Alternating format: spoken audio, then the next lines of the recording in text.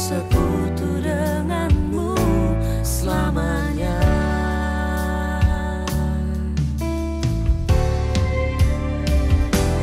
Allah Roh Kudus, jamah hatiku dengan urapanmu. Rindu selalu dekat denganmu, tinggal di hadiratmu.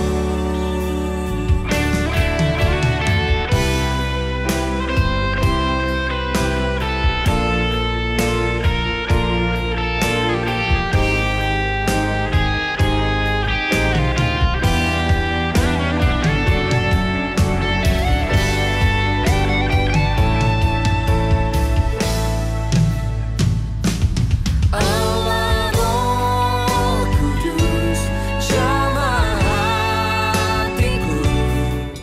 Shalom adik-adik, apa kabar? Kakak harap adik-adik baik-baik saja. Nah adik-adik, pagi hari ini kita mau memuji Tuhan. Sudah siap? Ayo kita mau tundukkan kepala, kita lipat tangan, tutup mata, kita mau berdoa. Mari kita berdoa. Tuhan Yesus, Bapa yang baik, Bapa yang mengasihi kami mengucap syukur Tuhan untuk kasih setia Tuhan dalam hidup kami. Terima kasih Tuhan, pagi hari ini kami sehat semua karena Engkau.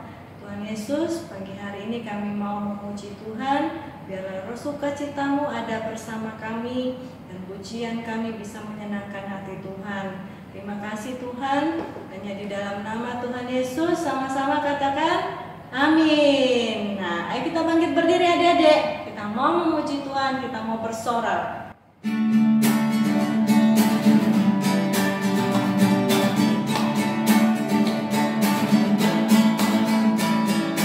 Sayang, sayang, sayang.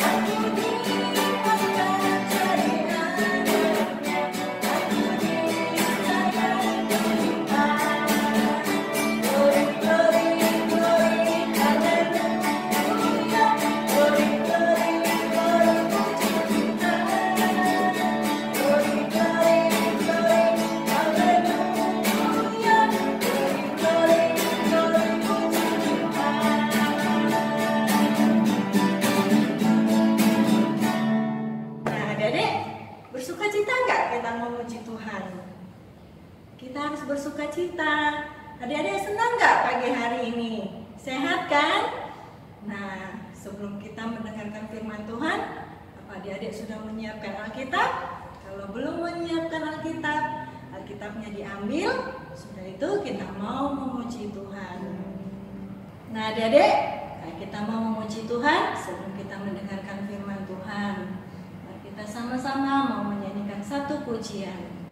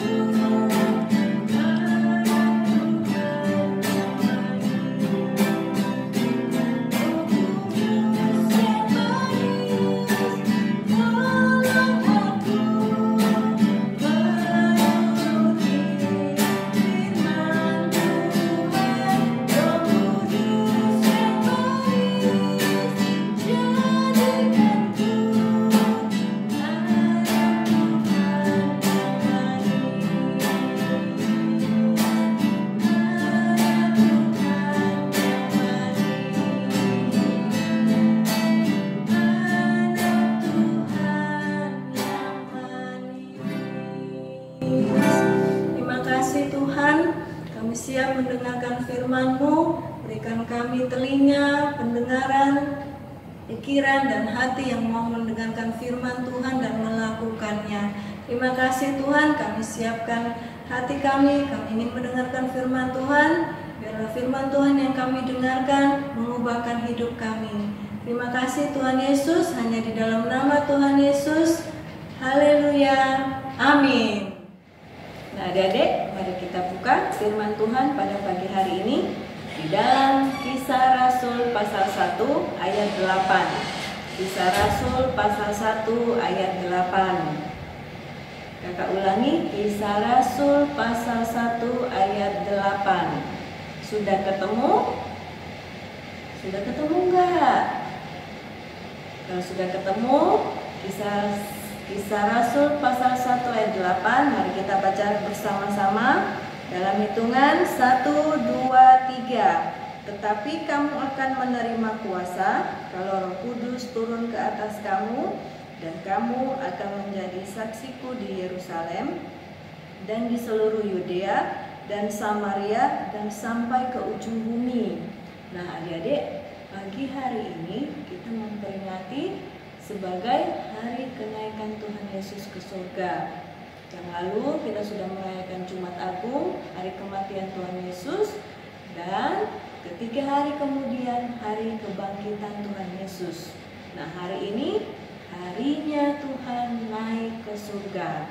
Nah adik-adik, sebelum Tuhan Yesus naik ke surga, Ia berpesan kepada murid-muridnya. Tahu nggak apa pesannya? Tahu nggak?